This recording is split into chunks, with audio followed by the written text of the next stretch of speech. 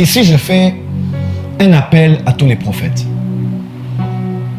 Lorsque la vidéo récemment a été sortie par BBC, je crois, sur le prophète TB Joshua, j'ai fait une vidéo que j'avais lancée, je l'avais effacée juste après. Je ne voulais pas surfer sur une actualité, j'ai juste parlé. Je n'ai pas jugé bon de garder la vidéo. J'avais dit à l'église, j'avais dit au prophète, chers prophète, s'il vous plaît, unissons-nous. Il y a une grande persécution qui arrive dans l'église contre le ministère prophétique. Je répète, il y a une grande persécution qui arrive dans l'église contre le ministère prophétique. Je l'ai dit en Côte d'Ivoire, chez mon fils, mon frère Baba Uriel, Pasteur Christian.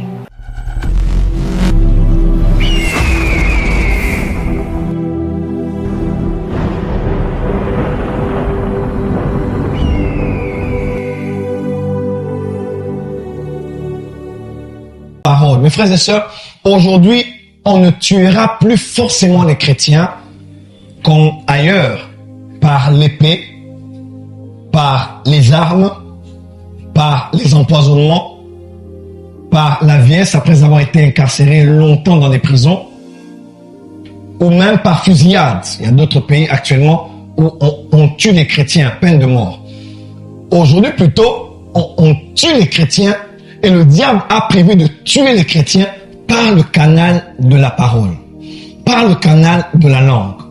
Et cela passera essentiellement sur les réseaux sociaux. Est-ce que vous savez, comme disait une grande figure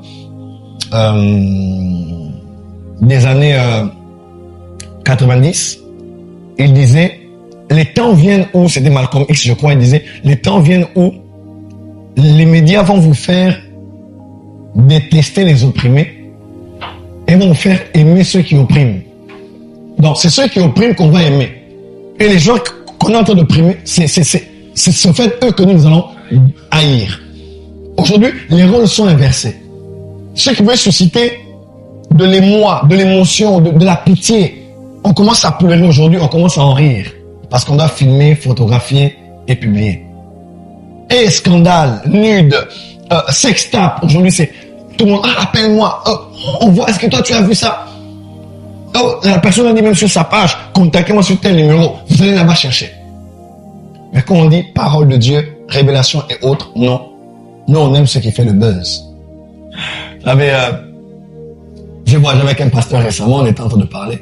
Il m'a dit, mais Joël, on m'envoie une vidéo là de ce que tu as dit comme ça, comme ça. Qu'est-ce que ça veut dire? Je dis, mais...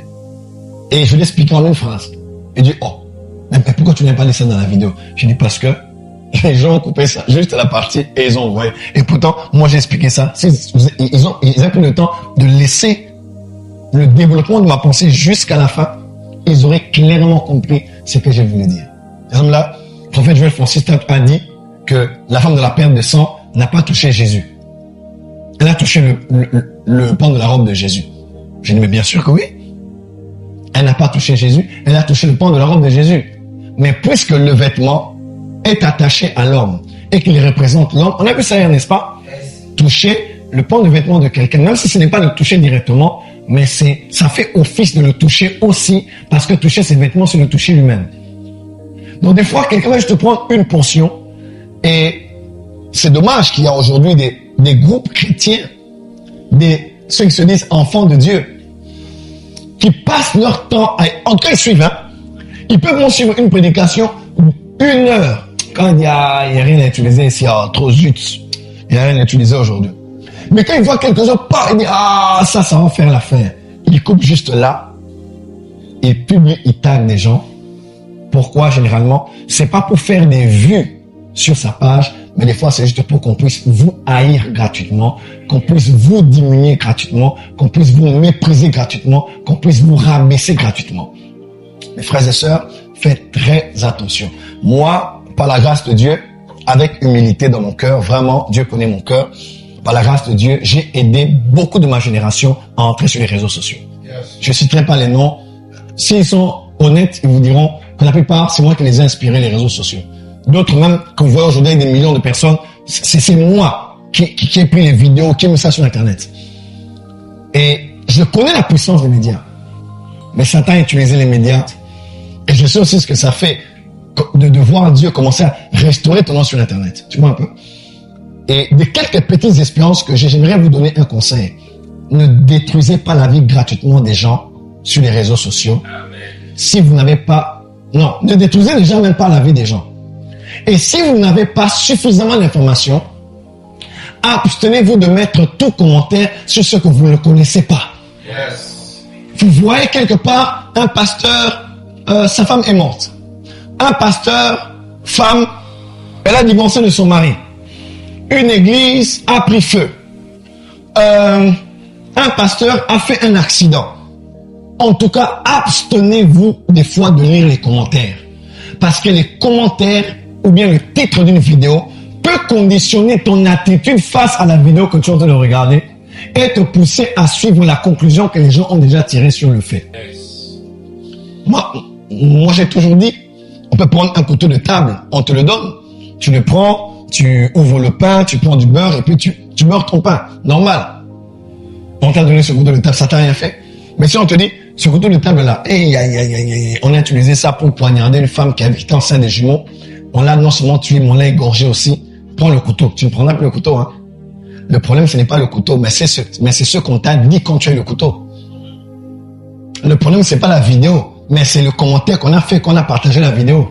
Des fois, on va te dire, regarde aussi ces prophètes là, ce qu'ils sont en train de dire. Après, ne te fie pas aux commentaires pour juger la vidéo. Ne te fie pas aux commentaires pour juger la photo. Des fois, mets la photo et la vidéo de côté et fais-toi ton propre jugement. De peur de commencer à insulter. Tu vas voir un pasteur prier en langue. Regardez les pasteurs et prier en langue au micro. Regardez ce qu'ils racontent. Tu peux commencer à dénigrer le parler en langue. Pas parce que la vidéo est mauvaise, mais à cause des choses qu'on a dit sur le couteau qu'on t'a donné. Faites attention. Le monde aujourd'hui est sous la puissance du malin. Léviathan contrôle Internet. Le prince de l'air contrôle Internet. Dans l'espace de le royaume de l'air, croyez-moi, Satan est en train de ravager des ministères sur les réseaux sociaux comme vous n'avez pas idée. On peut te faire haïr quelqu'un qui ne t'a rien fait. On peut te pousser à haïr quelqu'un qui n'a jamais été mauvais envers toi. Et peut-être même quelqu'un qui peut être en bénédiction pour toi demain. On te pousse à le haïr afin que demain, quand il devra être le médium, le canal de bénédiction pour toi, tu puisses être privé de ta propre bénédiction. Le témoignage de Dieu est plus que le témoignage des hommes. Amen. Quand tu vois, et moi-même d'ailleurs, une des choses qui fait que je crois que quelqu'un est un vrai serviteur de Dieu, c'est quand je vois sur Internet, on attaque beaucoup. Je dis pas 100%, mais je me pose toujours la question, pourquoi tout le monde s'intéresse à sa vie? Pourquoi on parle toujours en mal de lui? Et tu sais, moi, beaucoup de gens me suivent aujourd'hui, pourquoi? Parce que certains se disaient, mais pourquoi le prophète là, il est comme ça, on l'attaque beaucoup? Et c'est quand les gens, des fois, se sont assis pour écouter l'enseignement, ils se sont dit, mais ça n'a rien à voir avec tout ce qu'on avait entendu.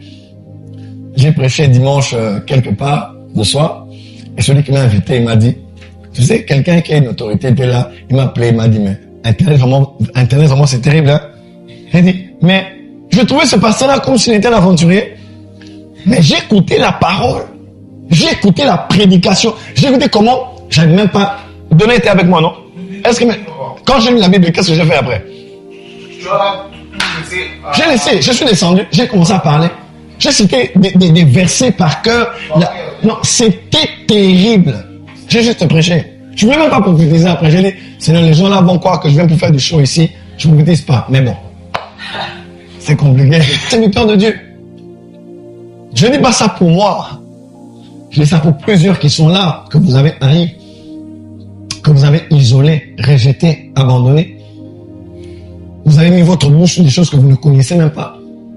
Quand des fois, Ami déclare, faut se rappeler, les hommes seront jugés de toutes paroles vaines qui sont sorties ici-bas sur la terre. Les paroles vaines. Tu vois quelqu'un qui a fait quelque chose, tu parles. Arrêtez d'être influencé par des gens qui ont toujours un mot à dire sur ce qui se passe sur les réseaux sociaux. On vit dans un monde aujourd'hui où on peut détruire ton ministère sur Internet. Tu n'as même pas idée.